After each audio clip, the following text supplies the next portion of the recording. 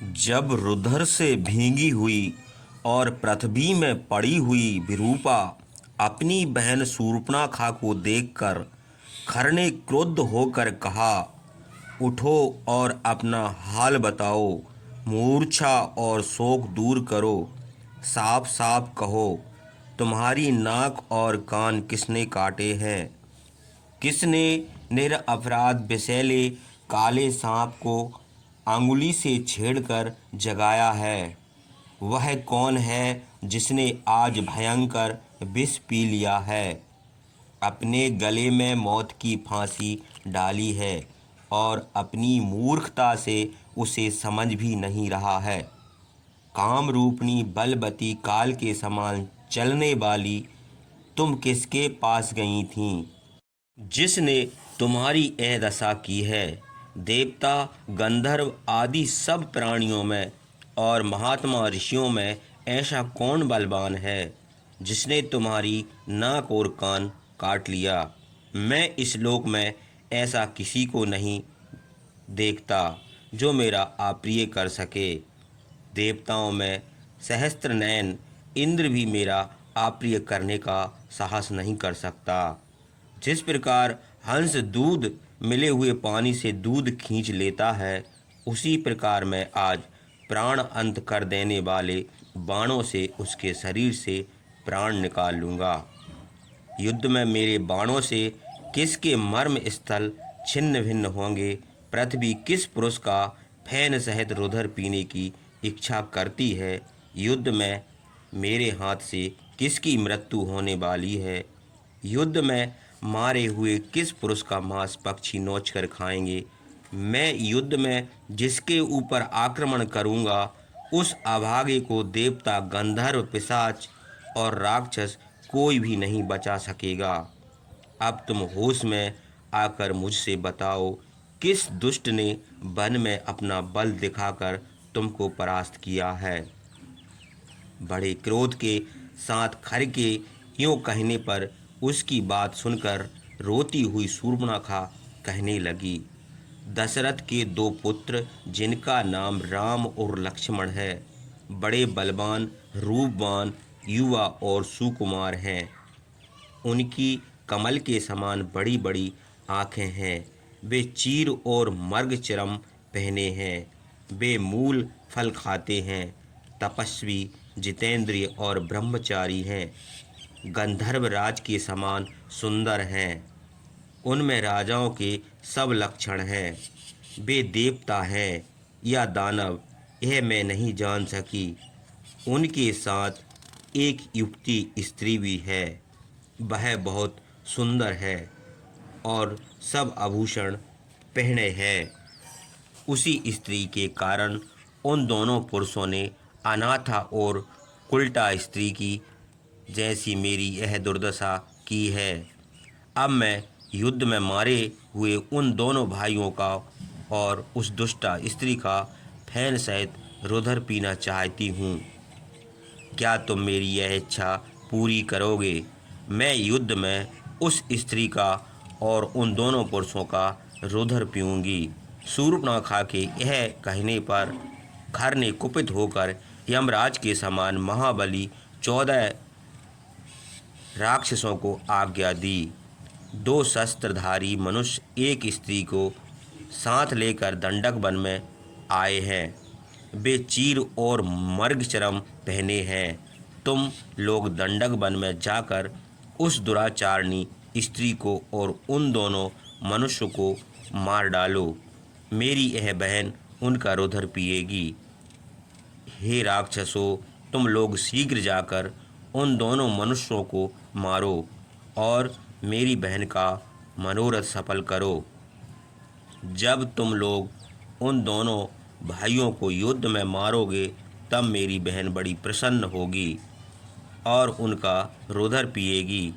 खर की ये आज्ञा पाकर वे 14 राक्षस हवा में उड़े हुए बादलों के समान वेग से शूर्पणखा के साथ दंडक वन को चले।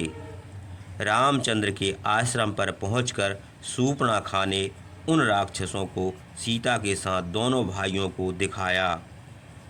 राक्षसों ने पर्णशाला में बैठे हुए सीता समेत रामचंद्र को और उनकी सेवा करते हुए लक्ष्मण को देखा। रामचंद्र ने राक्षसों को आते हुए देखकर लक्ष्मण से कहा, लक्ष्मण, तुम सीता की रक्षा करो, मैं शूर्पणखा के साथ आए हुए इन राक्षसों का वध करूँगा। लक्ष्मण अच्छा कहकर बड़े आदर से रामचंद्र की बात स्वीकार की। धर्मात्मा रामचंद्र ने सुवर्ण भूषित महाधनुष की डोरी चढ़ाकर राक्षसों से कहा, हम दोनों भाई राम और लक्ष्मण दशरथ के पुत्र हैं। सीता के साथ इस दुर्गम दंडक वन में आए हैं। मूल फल खाते हैं। जितेंद्रिय तपस्वी और ब्रह्मचारी रहकर दंडक वन में निवास करते हैं। तुम लोग हमको क्यों मारते हो? तुम लोग पापी ऋषियों का अपकार करते हो। उन्हीं ऋषियों की आज्ञा से तुम लोगों का विनाश करने के लिए हम धनुष लेकर इस वन में आए हैं। हे राक्षसों, तुम लोग सावधान होकर वहीं खड़े हो जाओ, आगे ना बढ़ो, और यदि प्राण बचाना चाहते हो तो अभी लौट जाओ। यह सुनकर ब्रह्मघाती शूलधारी लाल आँखों वाली पुरुषभाषी भयंकर राक्षसों ने बड़े क्रोध से मधुरभाषी रामचंद्र से कहा, तुमने हमारे प्रभु महात्मा खर को कुपित किया है, इसलिए तुम युद्ध में हम लोगों के हाथों से प्राण त्यागोगे। तुम अकेले हो और हम लोगों की संख्या अधिक है। यदि युद्ध करना तो दूर रहा, हम लोगों के सामने खड़े भी नहीं हो सकते। हमारी परिधशूल और पटिश से घायल होकर तुम अपने प्राण, वीर्य और हाथ का धनुष त्यागोगे। यह कहकर वे 14 राक्षस बड़े क्रोध से तलवार आदि अस्त्र शस्त्र उठाकर रामचंद्र की ओर झपटे। राक्षसों ने रामचंद्र के ऊपर शूल चलाए। महातेजस्वी रामचंद्र ने सुवर्ण भूषित बाणों से उन सब शूलों को काट डाला। फिर उन्होंने क्रोध होकर सूर्य के समान चमकते हुए 14 तीक्ष्ण बाण लिए, और जैसे इंद्र वज्र का प्रहार करते हैं वैसे ही राक्षसों पर बाण चलाया। वे बाण बड़े वेग से राक्षसों की छाती में लगे और छाती चीरकर बाहर निकल आए, जैसे वाल्मीकि से सांप निकलते हैं। रुधिर से लथपथ बाण पृथ्वी पर गिर पड़े। राक्षसों के हृदय विदीर्ण हो गए। वे रुधिर से नहा गए और कटे हुए वृक्ष के समान पृथ्वी पर गिरकर मर गए। राक्षसों को पृथ्वी में गिरे हुए देखकर शूर्पणखा को बड़ा क्रोध आया। वह दीन भाव से खर के पास दौड़ी गई। क्रोध के मारे उसका रुधिर सूख गया था, और जैसे लता में गोंद लगा हो वैसे ही उसकी कटी हुई नाक और कान में खून जम गया था। वह घर के सामने जाकर गिर पड़ी। वह शोक से व्याकुल थी, बड़ी दीनता से चिल्लाने लगी। उसका मुंह सूख गया। वह आंखों से आंसू बहाने लगी। खर की बहन शूर्पणखा युद्ध में राक्षसों को गिरे हुए देख कर अपने भाई के पास फिर दौड़ी और राक्षसों की मृत्यु का हाल कहने लगी। अनर्थ के निमित्त फिर आई हुई शूर्पणखा को पृथ्वी पर पड़ी देखकर खर ने क्रोध होकर कहा, मैंने तुम्हारा प्रिय करने के लिए मांसाहारी वीर राक्षसों को आज्ञा दे दी है, फिर अब तुम किस लिए रोती हो? वे राक्षस मेरे बड़े भक्त, अनुरक्त और हितैषी हैं। शत्रु उनको मार नहीं सकते और वे मेरी आज्ञा टाल नहीं सकते। फिर तुम हाँ नाथ कहकर क्यों चिल्लाती हो और सांप की तरह पृथ्वी पर क्यों लौटती हो? इसका क्या कारण है? मुझसे कहो। मैं तुम्हारा रक्षक हूँ। मेरे रहते हुए तुम अनाथ की तरह क्यों रोती हो? उठो, शोक ना करो। इस प्रकार खर के समझाने पर शूर्पणखा अपने आंसू पोंछकर उससे कहने लगी, मेरी नाक और कान काट लिए गए और उधर से भींगी हुई मैं तुम्हारे पास आई। तुमने मुझे बहुत समझाया और राम लक्ष्मण को मारने के लिए तथा मेरा प्रिय करने के लिए 14 वीर राक्षसों को भेजा, किंतु रामचंद्र ने शूल और पटिश धारण करने वाले उन राक्षसों को मरम भेदी बाण से युद्ध में मार डाला। उन वीर राक्षसों का क्षण भर में पृथ्वी पर गिरना और रामचंद्र का यह महान कर्म देखकर मैं बहुत डर गई हूँ। मैं डर कर घबरा कर और दुखी होकर तुम्हारी शरण में फिर आई हूँ। मुझे सब ओर से भय दिखाई देता है, तुम मेरी रक्षा क्यों नहीं करते। मैं विषाद रूप मगर आदि जल जीवों से परिपूर्ण महाभय रूप तरंगे लेते हुए शोक सागर में डूब गई हूँ। जो मांसाहारी राक्षस मेरे साथ गए थे वे रामचंद्र के तीक्ष्ण बाणों से मारे गए। यदि मुझ पर और उन राक्षसों पर तुमको दया आती है तथा रामचंद्र के साथ युद्ध करने का तेज और बल तुम में हो तो राक्षस कुल के कटंक स्वरूप दंडक वन में रहने वाले रामचंद्र को मारो। यदि तुम शत्रुनाशन रामचंद्र का आज विनाश ना करोगे तो मैं लाज के मारे तुम्हारे सामने प्राण त्याग दूंगी। मैं समझती हूँ कि तुम अपनी सेना लेकर भी युद्ध में रामचंद्र के सामने नहीं ठहर सकते। तुम शूरवीर होने का मिथ्या अभिमान करते हो किंतु वीर नहीं हो। हे मूर्ख, हे कुलघातक, तुम अभी अपने साथियों को लेकर जन स्थान से चलो और युद्ध में रामचंद्र को मारो। रामचंद्र और लक्ष्मण मनुष्य हैं, यदि तुम उनको भी नहीं मार सकते तो निर्बल होकर यहाँ कैसे रह सकते हो। रामचंद्र के तेज से परास्त होकर तुम शीघ्र ही नष्ट हो जाओगे। दशरथ के पुत्र रामचंद्र बड़े तेजस्वी हैं। उनका भाई जिसने मुझे नकटी और कनकटी कर दिया है वह लक्ष्मण भी बड़ा बलवान है।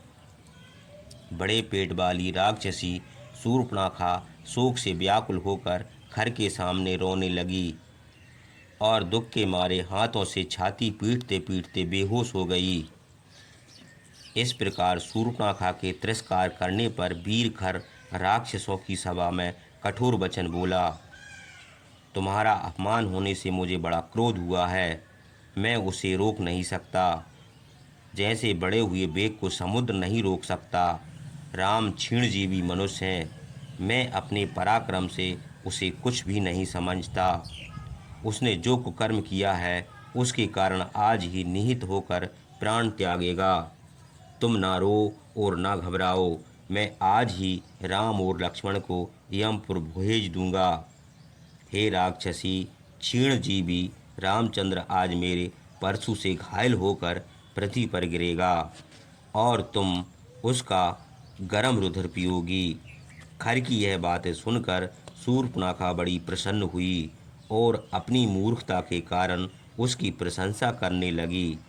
पहले तो उसने खर की निंदा की और उसके समझाने पर प्रशंसा करने लगी। उसके बाद खर ने अपने सेनापति दूषण से कहा, हे सौम्य, जो हमेशा हमारे अनुकूल काम करते हैं, जो युद्ध में कभी पीछे नहीं हटते, मनुष्यों की हिंसा करना जिनकी क्रीड़ा है, जो सब प्रकार के उद्योग करने में तत्पर रहते हैं, जो काली घटाओं के समान काले हैं, उन 14,000 राक्षसों को युद्ध के लिए तैयार करो। हे वीर, शीघ्र ही मेरे शीघ्रगामी रथ, धनुष, बाण, खड़ग और तीक्ष्ण शक्ति ले आओ। मैं दुर्विनीत रामचंद्र को मारने के लिए महात्मा राक्षसों के आगे चलूँगा। खर के यह कहने पर दूषण अच्छे घोड़े जोतकर सूर्य के समान चमकता हुआ रथ ले आया। सुमेरु पर्वत के शिखर के समान वह रथ तापाते हुए सोने से अलंकृत था। उसके पहिए सोने से मढ़े थे और उसका जुआ वैदर्ण मणि का था। उस रथ पर मछलियों के फूल वृक्ष शुभ पक्षियों और ताराओं के चित्र सुवर्ण और चंद्रकांत मणि के बने थे। ध्वजा फहराती थी, तलवार आदि अस्त्र शस्त्र रखे थे, घुंघरू बंधे थे और अच्छे घोड़े जुते थे। खर बड़े क्रोध से उस रथ पर सवार हुआ। खर और दूषण ने ढाल तलवार आदि से सजी हुई भारी सेना को देखकर उसे चलने की आज्ञा दी। भयानक ढाल, आयुध और ध्वजाओं से शोभित सेना गरजती हुई बड़े वेग से जनस्थान से चली। इस प्रकार खर के अनुगामी 14,000 भयंकर राक्षस मुदुर पटिश, तीक्ष्ण शूल, परशु, खड़ग, चक्र, शक्ति, परिध, धनुष, गदा, तलवार, मूसल और वज्र आदि अस्त्र शस्त्र लेकर जनस्थान से चले। भयानक राक्षसों को दौड़ते हुए देखकर खर का रथ आगे चला। खर की आज्ञा पाकर सारथी ने सोने से अलंकृत विचित्र वर्ण के घोड़ों को हाँका। शत्रुघाती खर के रथ का शब्द सब दिशाओं में फैल गया। अपने शत्रु का वध करने के लिए खर उतावला हो रहा था। उसने कुपित यमराज के समान और ओले बरसाने वाले बादलों के समान गरज कर सारथी को शीघ्र चलने की आज्ञा दी। इस प्रकार भयानक राक्षसों की सेना चली। उस समय गधे के समान मटमैले रंग के बादल बड़े जोर से गरज कर रुद्र मिला हुआ पानी बरसाने लगे। खर के रथ में जुते हुए तेज दौड़ने वाले घोड़े फूलों से युक्त समतल राजमार्ग में गिर पड़े। सूर्य मंगल के चारों ओर आलात चक्र के समान लाल और काले रंग का घेरा देख पड़ा। बड़ी ऊंची सुवर्णमय ध्वजा के ऊपर भयानक गिद्ध बैठ गया। भयानक शब्द बोलने वाले मांसाहारी पशु पक्षी जनस्थान के पास आकर उनके बोली बोलने लगे। सूर्य जिस दिशा में थे उस दिशा में सियार राक्षसों का अमंगल सूचक भयंकर शब्द बोलने लगे। रुधिर मिला हुआ पानी बरसाने वाले मत वाले हाथियों के समान भयानक बादल आकाश में घिर आए। इतना घोर भयंकर अंधकार हुआ कि किसी और कुछ सूझ न पड़ता था। संध्या काल अपने समय से पहले ही हो गया। भयंकर पशु और पक्षी खर के सामने बोलने लगे। चील, सियार और गिद्ध भय उत्पन्न करते हुए बोलने लगे। युद्ध में अमंगल करने वाली सियारनी मुँह से अंगार उगलने के समान भयंकर शब्द सेना के सन्मुख बोलने लगीं। सूर्य के समीप परिध के आकार का कबंध देख पड़ा। महाग्रह राहु ने पूर्णमासी के बिना ही सूर्य को ग्रहण किया। बड़े जोर से हवा चली। सूर्य का तेज कम हो गया। दिन में ही जुगनू की तरह चमकते हुए नक्षत्र आकाश में देख पड़े। तालाबों में कमल सूख गए। मछलियाँ और पक्षी छिप रहे। उस समय वृक्ष बिना फूल और फल के हो गए। हवा के बिना ही बादलों की तरह धूल छा गई। मना शिक्षित शब्दों का बोलना छोड़कर चींची करने लगी। भयानक उल्काएं घोर शब्द करती हुई पृथ्वी पर गिरने लगीं। वन, उपवन और पर्वत समेत पृथ्वी डगमगाने लगी। रथ पर बैठे और गरजते हुए खर का बायां हाथ फड़कने लगा और बोलने की शक्ति जाती रही। चारों ओर इस प्रकार के उत्पात देखकर उसकी आंखों में आंसू भर आए। उसके सिर में पीड़ा होने लगी। इतने अशकुन होने पर भी मूर्खता के कारण वह नहीं लौटा। भयंकर उत्पातों को देखकर खर ने हंसकर राक्षसों से कहा, जिस प्रकार बलवान पुरुष दुर्बलों को कुछ नहीं समझता, उसी प्रकार हम अपने पराक्रम से इन भयंकर उत्पातों की चिंता नहीं करते। हम अपने तीक्ष्ण बाणों से नक्षत्रों को भी आकाश से गिरा सकते हैं। हम कुपित होकर मौत को भी मार सकते हैं। अपने बल का दर्प करने वाले राम और लक्ष्मण को तीक्ष्ण बाणों से मार डालें बिना हम लौटे नहीं सकते। जिस मेरी बहन के प्रति राम और लक्ष्मण की बुद्धि भ्रष्ट हुई है, उन दोनों का रुधिर पीकर उसका मनोरथ सफल होगा। आज तक हम युद्ध में कहीं परास्त नहीं हुए। तुम लोगों ने तो अपनी आँखों से देखा है। हम कुछ झूठ तो नहीं कहते। मत वाले हाथी पर सवार होने वाले वज्रपाणी इंद्र को भी हम कुपित होकर युद्ध में मार सकते हैं। तो फिर इन मनुष्यों की क्या गिनती है। इस प्रकार खर की गरजना सुनकर मृत्यु पास में बंधी हुई राक्षसों की सेना बड़ी प्रसन्न हुई। उस समय युद्ध देखने की इच्छा से महात्मा लोग वहां आए। पुण्य कर्म करने वाले ऋषि देवता गंधर्व सिद्ध और चारण वहां आकर आपस में कहने लगे, गो और ब्राह्मणों का कल्याण हो, संसार का हित चाहने वाले का भी कल्याण हो। जिस प्रकार चक्रमणि विष्णु ने दानवों को जीता था, उसी प्रकार रामचंद्र कुलस्थवंशी राक्षसों का विनाश करें। महर्षियों ने इस प्रकार के और भी वचन कहे। विमानों पर बैठे हुए देवता बड़े कौतूहल से मरने के लिए जाती हुई राक्षस की सेना को देखते थे। रथ पर बैठा हुआ खरसेना के आगे था सैनगामी पृथ्वीग्रीव, यक्षशत्रु, विहंगम, दुर्जय, परिवार, पुरुष